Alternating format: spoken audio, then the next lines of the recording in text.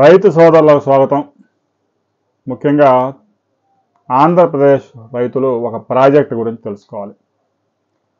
NT Ramarao ముఖ్యమంత్రిగా ఉన్న సమయంలో ఒక చీఫ్ ఇంజనీర్ హనుమంతరావు అని ఆయన పిలిచి రాయలసీమలో దాదాపు 26 లక్షల ఎకరాల భూములు, వ్యవసాయ యోగ్యమైన భూములు ఉన్నాయి.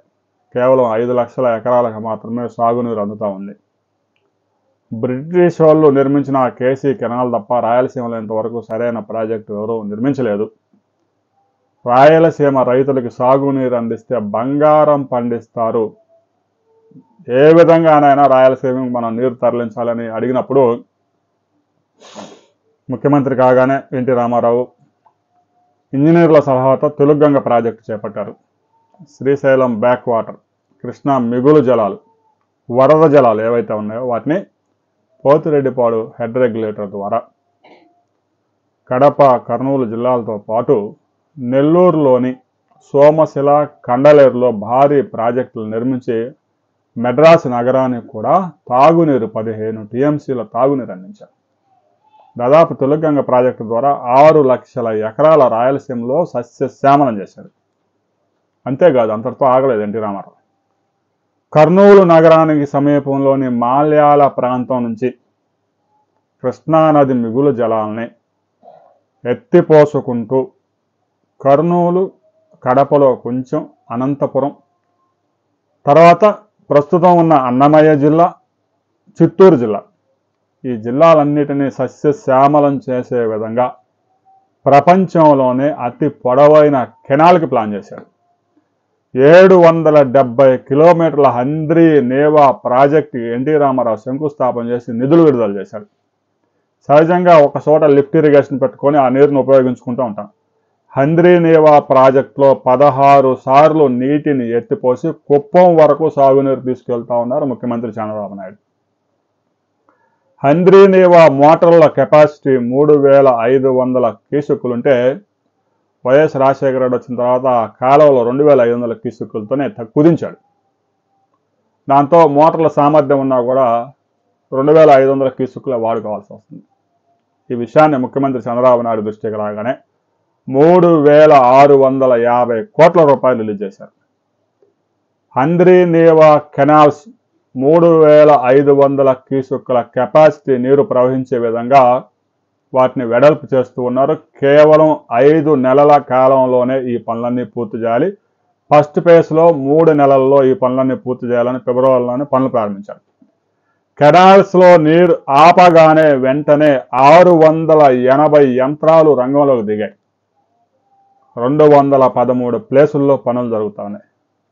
3 నెలల్లోనే 220 కిలోమీటర్ల కెనాల్ మాల్యాల నుంచి జీడిపల్లి రిజర్వాయర్, అనంతపురంలోని జీడిపల్లి రిజర్వాయర్ వరకు ఈ 680 పైగా యంత్రాలు 24/7 పనిచేస్తున్నాయి.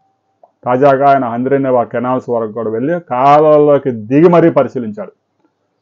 జూలై 10వ తేదీనే హంద్రీ నేవాకి నీరు విడుదల చేయడానికి నేనే స్వయంగా వస్తానని చెప్పాడు. ఇక ఈ 3500 క్యూసెక్కుల హంద్రీ నేవా కెనాల్స్లో కనుక ప్రవహిస్తే కర్నూలు, కడప, అనంతపురం, చిత్తూరు జిల్లాల్లో 6 లక్షల ఎకరాల్లో బంగారం పంటలు పండబోతా ఉన్నాయి. గతంలో వేరుశనగ, అనంతపురంలో వేరుశనగ వేయడం, కరువు రావడం, ఎండిపోవడం, వేరుశనగ వేయడం, కరువు రావడం, ఎండిపోవడం. 10-15 సంవత్సరాల్లో కూడా ఒక్కసారి కూడా రైతులు పంట తీసుకుండలేదు. ఇటీవల కాలంలో అనంతపురం జిల్లాలో పండే అరటి పంట ఇరాన్ దేశానికి కూడా ఎక్స్పోర్ట్ అవుతా ఉంది. హంద్రీ నేవా నీటిని డ్రిప్ ఇరిగేషన్ ద్వారా వాడుకుంటే దాదాపుగా 15 లక్షల ఎకరాలకు సాగునీరు అందించవచ్చు. రాబోయే రోజుల్లో రాయలసీమలో 90% రాయితీతో డ్రిప్ పరికరాలు కూడా అందించబోతా ఉన్నారు. ఇప్పటికే ఈ పథకం అమల్లో ఉంది.